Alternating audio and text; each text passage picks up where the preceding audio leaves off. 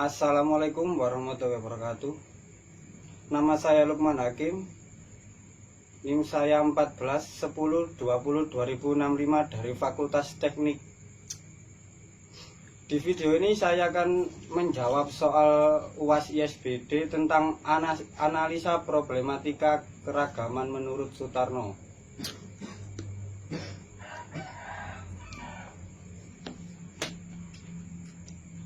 Menurut Sutarno, keragaman adalah modal, tetapi sekaligus potensi konflik.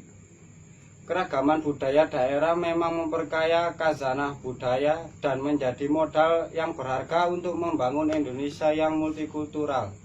Namun, kondisi aneka budaya itu sangat berpotensi mencegah belah dan menjadi lahan subur bagi konflik dan kecemburuan sosial.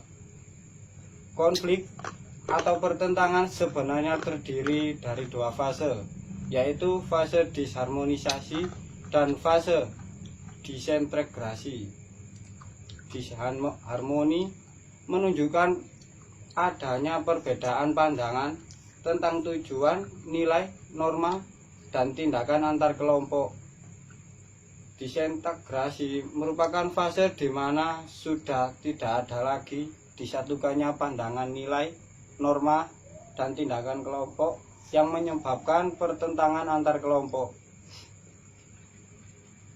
Konflik horizontal yang terjadi bukan disebabkan oleh adanya perbedaan keragaman itu sendiri, adanya perbedaan ras, etnik, dan agama.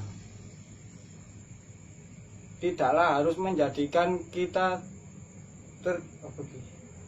bertikai dengan pilihan lain. Yang menjadi penyebab adalah tidak adanya komunikasi dan pemahaman pada berbagai kelompok masyarakat dan budaya lain. Inilah justru yang dapat memicu konflik. Kesadaran yang dibutuhkan untuk menghargai, menghormati, serta menegakkan prinsip kesetaraan atau kesejahteraan antar masyarakat tersebut. Satu hal yang penting adalah meningkatkan pemahaman antar budaya dan masyarakat yang mana sedapat mungkin menghilangkan penyakit budaya. Penyakit budaya tersebut adalah etnosentrisme, stereotip, prasangka, rasisme, diskriminasi, dan space goating.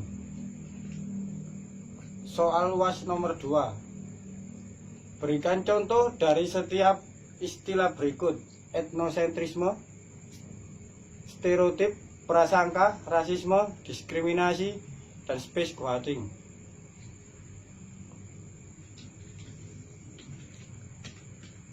Arti dari etnosentrisme adalah kecenderungan untuk menetapkan semua norma dan nilai budaya orang lain dengan standar budaya sendiri. Contohnya, perilaku masyarakat Madura yang biasa kita kenal dengan carok. Carok adalah tindakan atau upaya pembunuhan yang dilakukan oleh seseorang apabila harga dirinya merasa terusik. Secara sepintas, konsep carok dianggap sebagai perilaku yang brutal dan tidak masuk akal, dikarenakan bahwa menyelesaikan masalah dengan menggunakan kekerasan. Kedua, stereotip adalah pemberian sifat tertentu terhadap seseorang berdasarkan kategori yang bersifat subjektif hanya karena dia berasal dari kelompok yang berbeda, ataupun kita memperoleh informasi dari pihak kedua maupun media, sehingga kita cenderung menyesuaikan informasi tersebut agar sesuai dengan pemikiran kita. Contohnya, orang gemuk biasanya malas, orang Arab adalah teroris, aparat keamanan selalu bisa disogok dengan uang. Yang ketiga, prasangka. Prasangka adalah sikap emosi mengarah pada cara berpikir dan berpandangan secara negatif, tidak melihat fakta yang nyata. Contohnya, kalau kita memang sudah percaya bahwa si A itu jahat, maka setiap kali kita bertemu, si A akan cenderung memberi perhatian terhadap hal-hal orang itu yang akan memungkinkan kita mengabaikan hal-hal baik mengenai dirinya. Kelima, rasisme bermakna anti terhadap ras lain atau ras tertentu di negara sendiri. Contohnya, kita mengolok-olok teman kita dan mengadu domba mereka adalah contoh rasis yang ada di lingkungan kita.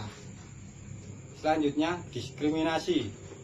Diskriminasi adalah merupakan tindakan yang membeda-bedakan dan kurang bersahabat dari kelompok terhadap kelompok subordinasinya. Contohnya, sebagai masyarakat menempatkan laki-laki lebih tinggi daripada perempuan.